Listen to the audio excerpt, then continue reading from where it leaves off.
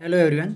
Welcome to डीवक classes. डीवक classes की दैनिक समसामयिकी की करंट अफेयर की श्रृंखला में एक बार फिर से आपका जोरदार स्वागत है। चलो आइए तो हम हमारी जो दैनिक समसामयिकी है उसकी शुरुआत करते हैं। तो ये रहा स्क्रीन पर आपका पहला प्रश्न, जो है आपका क्या कहा जा रहा है, हाल ही में नवा कौन सा नवा P20 शिखर सम्मेलन क्या कहा जा रहा है। आपने सुना होगा आज तक G20 सुना होगा, लेकिन आज आपको यहाँ सुनने मिल रहा है, क्या मिल रहा है, P20 शिखर सम्मेलन। तो कहीं ना कहीं एक मन में जा रहा होगा आखिरकार P20 क्या है।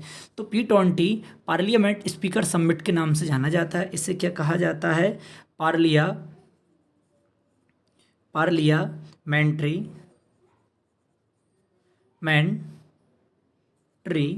पार्लियामेंट्री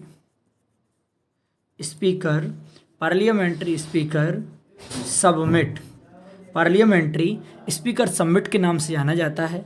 और अगर इस समिट की मैं थीम की बात करूं, इस समिट जो समिट हुआ है, ये समिट कहाँ पर हुआ है, सबसे पहले तो ये आपको पता होना चाहिए। तो ये हुआ यशोभूमि। कहाँ पर, यशोभूमि में ये संपन्न हुआ। और यशोभूमि कहाँ है आपकी, दिल्ली में है। यशोभूमि कहाँ पर है, दिल्ली में आपका ये संपन्न हुआ है। और अगर इसकी हम बात करें तो इसकी बात वही आती है वासुदेव कुटुंबकम। वासुदेव कुटुंबकम का मतलब क्या होता है, वन अर्थ। क्या होता है, वन अर्थ, वन फैमिली। क्या होता है, वन अर्थ, वन फैमिली। और क्या हो जाता है, वन फ्यूचर। ये आपका हो जाती है इसकी थीम। जो इस थीम के साथ क्या हुआ है, ऑर्गेनाइज आपका किया गया है। कुछ और महत्वपूर्ण जो स्टैटिक है, एग्जाम की दृष्टि से महत्वपूर्ण है, तो देखिएगा G20 2023 कहाँ पर संपन्न हुई। तो ये आपकी इसकी अध्यक्षता किसने की, भारत ने की। अर्थात ऑर्गेनाइज कहाँ पर हुई, भारत में हुई। और अगर हम बात करते हैं किसकी, जो आपका G20 है, क्या है, G20 का नवीनतम सदस्य देश कौन सा, नवीनतम सदस्य कौन सा बना है। तो नवीनतम सदस्य आता अफ्रीकी यूनियन। कौन आ जाता है,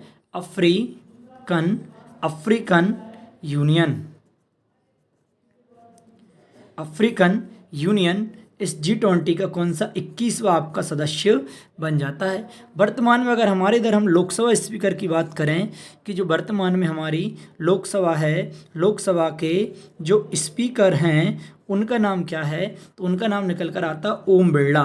क्या है उनका नाम, ओम बिरला वर्तमान में हमारे लोकसभा स्पीकर हैं। और अगर फर्स्ट लोकसभा स्पीकर की हम बात करें तो कौन आते हैं, गणेश वासुदेव मावलंकर।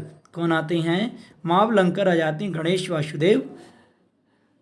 फिर अगर और एग्जाम की दृष्टि से महत्वपूर्ण कि हम बात करते हैं नए संसद भवन, क्या, नए संसद भवन का उद्घाटन कब किया गया, तो ये किया गया 28 मई को किया गया। और किसकी जयंती थी उस दिन वीर सावरकर जयंती। कौन सी, वीर सावरकर जयंती के उपलक्ष्य में इसका क्या किया, उद्घाटन किया गया है। और जो हमारा पुराना जो संसद भवन है, पुराने संसद भवन का नाम क्या रखा गया है, तो पुराने संसद भवन का नाम क्या है, संविधान भवन। क्या नाम रख, ये संविधान भवन या संविधान सदन, क्या ये पुराने संसद भवन का नाम हमने रखा है। ठीक है, अगली न्यूज की ओर बढ़ते हैं अब हम। ये रही आपकी अगली न्यूज, जिसमें कहा जा रहा है कि यूरोपीय आंतरिक एजेंसी, जो यूरोपीय स्पेस एजेंसी है, इसके अनुसार ब्राज़ील के आकार से 3 गुना बड़ा छिद्र ओजोन परत में, छिद्र कहाँ पर देखा गया है, तो वो देखा गया अंटार्कटिका में। कहाँ पर, अंटार्कटिका महाद्वीप में आपका देखा गया है। और अगर हम बात करें जो यूरोपियन स्पेस एजेंसी है, इसने कॉपरनिकस उपग्रह भी भेजा है। कौन सा भेजा है, कॉपरनिकस उपग्रह भी आपका इसी ने भेजा है। और ओजोन परत के जो छिद्र है, उस छिद्र की आकार की अगर हम बात करें, किसकी, जो छिद्र है, छिद्र का आकार कितना है, तो वो आता है 26 मिलियन वर्ग किलोमीटर। 26 मिलियन वर्ग किलोमीटर इसका आकार आ जाता है। और अगर हम ओजोन परत से और हम बात करते हैं कि ओजोन परत की खोज किसकी, ओजोन परत है, ओजोन परत जो आपकी है पाई जाती है, इसके जो खोजकर्ता हैं उसके खोजकर्ता कौन निकल कर आते हैं? फोरमैन। कौन हो जाते हैं? फोरमैन इसके खोजकर्ता हो जाते हैं। और अगर ओजोन परत से संबंधित ही हम मॉन्ट्रियल प्रोटोकॉल की बात करें, मॉन्ट्रियल जो प्रोटोकॉल है, प्रोटोकॉल ये किससे संबंधित है? ओजोन परत से संबंधित है, जिसकी स्थापना 26 सितंबर 1987 को की गई थी। कब की गई थी? 26 सितंबर 1987 की गई थी। ओजोन परत के संरक्षण से ही आपका संबंधित है ये। अगर मैं बात करता हूँ जहाँ पर ये कुछ छिद्र देखा गया है, कहाँ पर देखा गया है? अंटार्कटिका पर देखा गया। और आपको पता है अंटार्कटिका पर जीवन आपका संभव नहीं है। अंटार्कटिका एक सफ़ेद महाद्वीप के नाम से भी जाना जाता है। इसे क्या कहा जाता है? सफ़ेद महाद्वीप भी कहा जाता है। किसे कहा जाता है? अंटार्कटिका को कहा जाता है। और इसका सबसे ऊंचा अगर पर्वत की बात करें, सबसे ऊंचा पर्वत कौन सा है यहाँ पर? माउंट विल्सन कौन सा है? माउंट विल्सन मैसिफ यहाँ पर सबसे ऊंचा क्या है? पर्वत है। कहाँ पर? यहीं पर। ठीक है, आगे हम बढ़ते हैं अगले न्यूज की ओर। अगला न्यूज है जिसमें कहा जा रहा है ऑपरेशन पवन। क्या कहा जा रहा है? ऑपरेशन पवन का जो संबंध है वो कहाँ से है? तो ऑपरेशन जो पवन है इसका संबंध निकल कर आता है कहाँ से? श्रीलंका से। ऑपरेशन पवन का संबंध है श्रीलंका से। और श्रीलंका में भी कहाँ पर? जो जापना क्या है? जापना प्रायद्वीप है। जाफना प्रायद्वीप जो श्रीलंका में है, कहाँ है? श्रीलंका में है। यहाँ से ये आपका संबंधित है।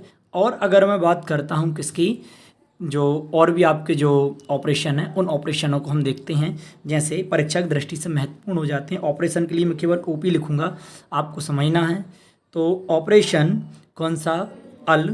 ऑपरेशन अल अक्सा। कौन सा? ऑपरेशन अल अक्सा फ्लड। ऑपरेशन अल अक्सा फ्लड हमास ने इजराइल पर आक्रमण किया है। क्या किया है? आक्रमण।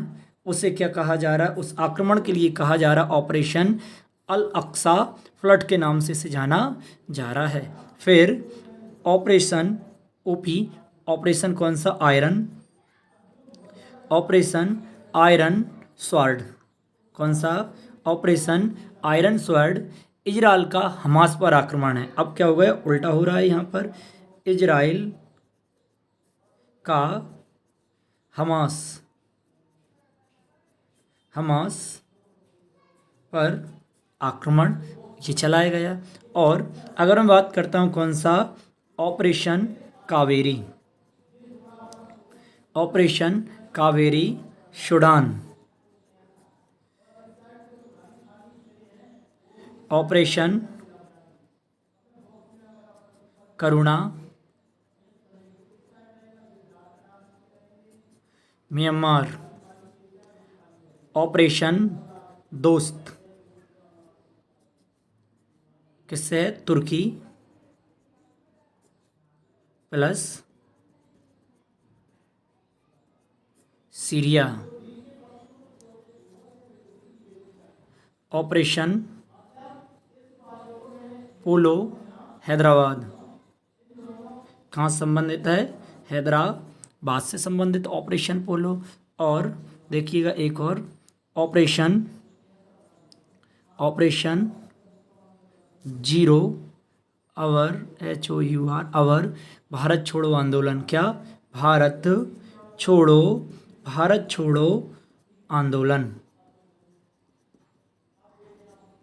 आंदोलन से संबंधित है ऑपरेशन भारत छोड़ो। यह है आपकी अगली न्यूज, जिसमें कहा जा रहा है चीन ने BRI प्रोजेक्ट के तहत पदम ब्रिज रेल लिंक कहाँ प्रारंभ की है? तो ये की है कहाँ पर? बांग्लादेश में। कहाँ पर प्रारंभ की है?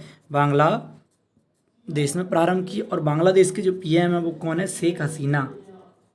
कौन है? शेख हसीना यहाँ की कौन है? प्राइम मिनिस्टर हैं। जो आपका ब्रिज है इसकी लंबाई कितनी है? जो आपकी जो परियोजना है, जो लिंक परियोजना है, वो है 82 किलोमीटर लंबा। क्या है? 82 किलोमीटर लंबा आपका क्या हो जाता है? ये ब्रिज हो जाता है। अगर और स्टैटिक की अगर हम बात करते हैं, कौन सी? मैत्री पाइपलाइन। मैत्री पाइप लाइन। तो मैत्री पाइपलाइन भारत और बांग्लादेश क्या हो जाती है? भारत प्लस बांग्लादेश। ये क्या करती है? डीजल की सप्लाई करती है। किसकी सप्लाई? डीजल की सप्लाई करती है। फिर आगे 3 बीघा कॉरिडोर। 3 बीघा कॉरिडोर ये कौन सा है? 100वां है। कौन सा? भारत और बांग्लादेश के बीच 100वां संविधान संशोधन। 100वां संविधान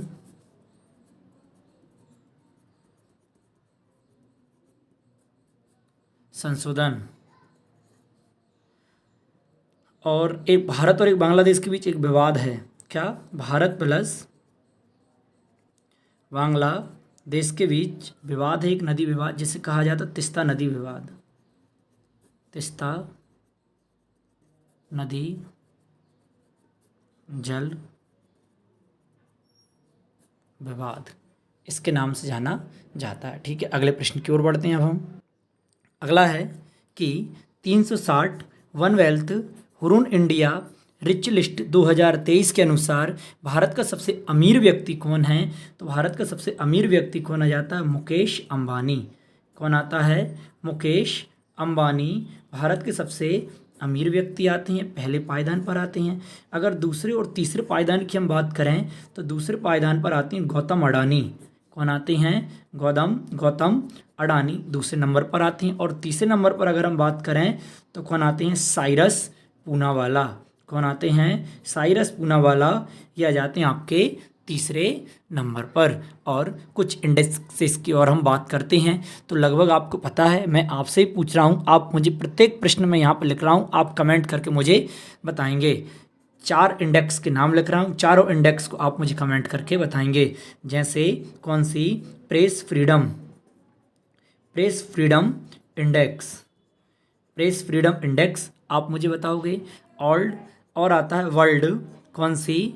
वर्ल्ड पीस मतलब शांति सूचकांक इंडेक्स, ये भी आप मुझे बताओगे। और आती है ग्लोबल जेंडर गैप इंडेक्स, ये भी आप मुझे कमेंट करके बताएंगे। और कौन सी? फायर पावर इंडेक्स, ये भी आप मुझे कमेंट करके बताओगे। ठीक है, अब बढ़ रहे हैं अगले प्रश्न की ओर। ये रही आपकी अगली न्यूज, जिसमें अगली न्यूज में आपसे कहा जा रहा है कि दक्षिण एशिया का पहला एयरक्राफ्ट रिकवरी ट्रेनिंग स्कूल कहाँ पर खोला जा रहा है? तो ये खोला जा रहा है बेंगलुरु कर्नाटक। कहाँ पर? बेंगलुरु कर्नाटक में ये खोला जा रहा है। दुर्घटना होने पर एयरक्राफ्ट की फास्ट रिकवरी की जाए। किसके लिए? अगर कोई सा विमान है दुर्घटनाग्रस्त हो जाता है तो उसकी कैसे की जाए? फास्ट रिकवरी की जाए। इसके लिए स्कूल खोला गया, यही इसमें सिखाया जाएगा। देखिए अब और हम आगे कुछ स्टैटिक देखते हैं। एशिया की सबसे बड़ी हेलीकॉप्टर। क्या? हेलीकॉप्टर निर्माण फैक्ट्री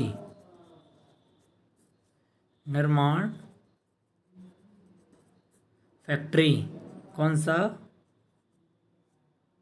तुमकुर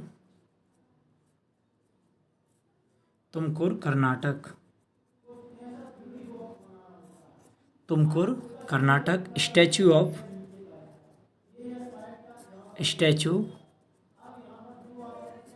ऑफ प्रॉस्पेरिटी कहाँ पर है? बेंगलुरु। कहाँ पर है? बेंगलुरु में है।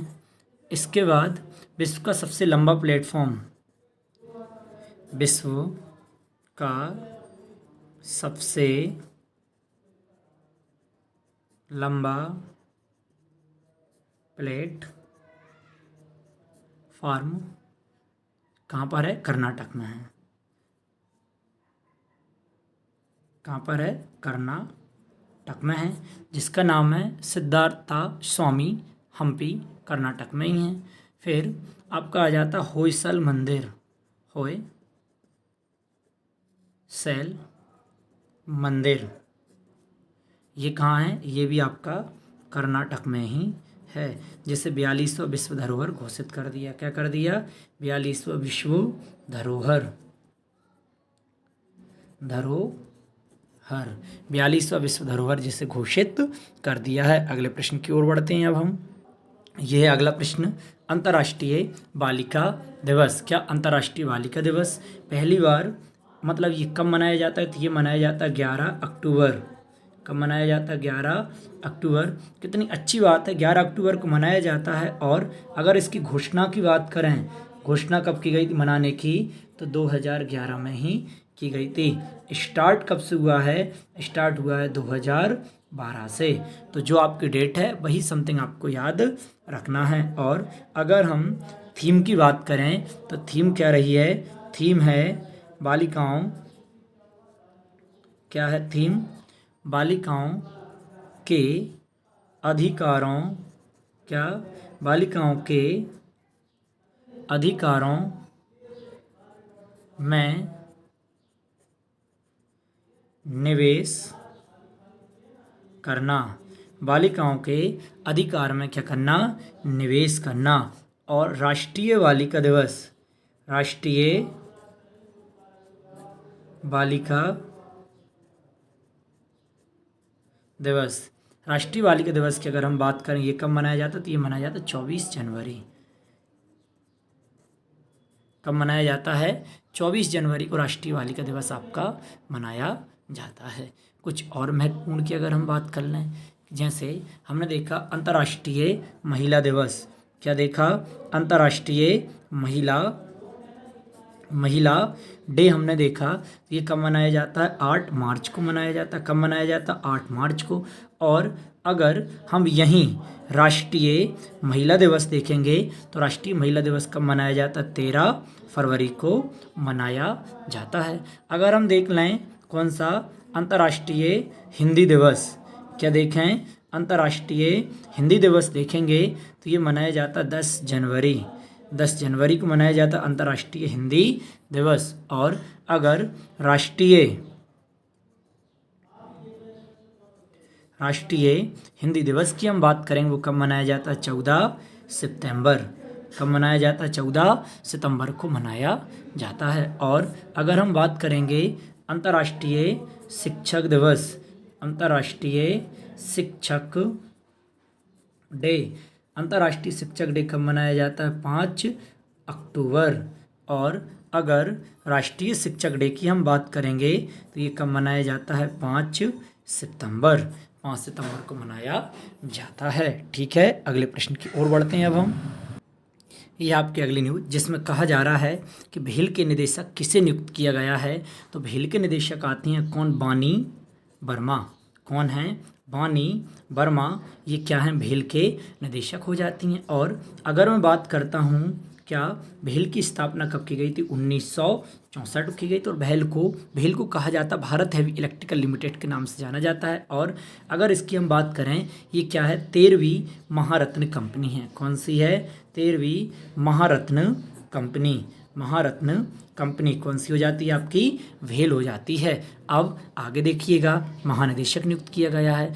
अभी हाल ही में कुछ दिन पहले नौसेना का उप प्रमुख, क्या? नौसेना का उप प्रमुख नियुक्त किया गया था। किसके लिए नियुक्त किया गया था? ये किया गया था तरुण सोबती। किसके लिए? तरुण सोबती के लिए नियुक्त किया गया था। और अगर देखा जाए जो हमारा मास्टर कार्ड है, क्या है? मास्टर कार्ड है। मास्टर कार्ड के CEO किसे बनाया गया है? तो कुछ दिन पहले ही अपॉइंट हुए हैं। तो इनका नाम है रजनीश कुमार कौन है? रजनीश कुमार के लिए बनाया गया है। और हमने देखा था कुछ दिन पहले ही BRO के हेड भी नियुक्त हुए हैं, जिनका नाम क्या है? रघु श्रीनिवासन। कौन आ जाते हैं? रघु श्रीनिवासन, इन्हें बनाया गया है। और कुछ दिन पहले हमने देखा था PTI के हेड भी बने हैं, जिनका नाम क्या था? KN शांता कुमार। KN शांता कुमार था। ठीक है, अगले प्रश्न की ओर बढ़ते हैं अब हम। यह है आपकी अगली न्यूज, जिसमें कहा जा रहा है आपसे, क्या कहा जा रहा है कि 101 वर्ष की आयु में दिवंगत हुई कात्यायनी अम्मा का संबंध किस राज्य से है? तो ये संबंध है इनका केरल से। कहाँ से है? केरल से। और ये क्यों हम पढ़ रहे हैं इन्हें? क्योंकि साक्षरता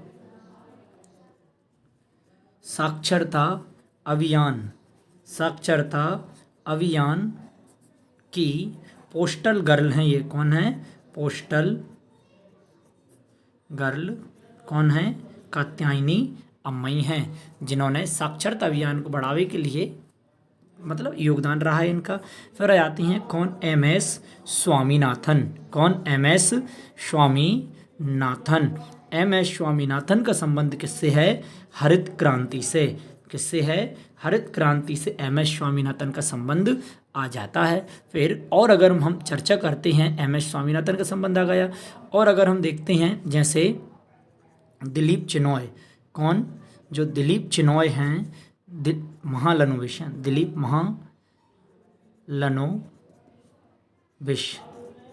महालनोबिस, इनका संबंध किससे है? ORS की खोज से है। और एक और आ जाते हैं बालकृष्ण दोषी। कौन आ जाते हैं? बालकृष्ण दोषी जो हैं, ये क्या हैं? वास्तुकार हैं। क्या हैं? वास्तुकार हैं बालकृष्ण दोषी। इनके भी निधन हुए हैं। और मुलायम सिंह यादव। कौन? मुलायम सिंह यादव।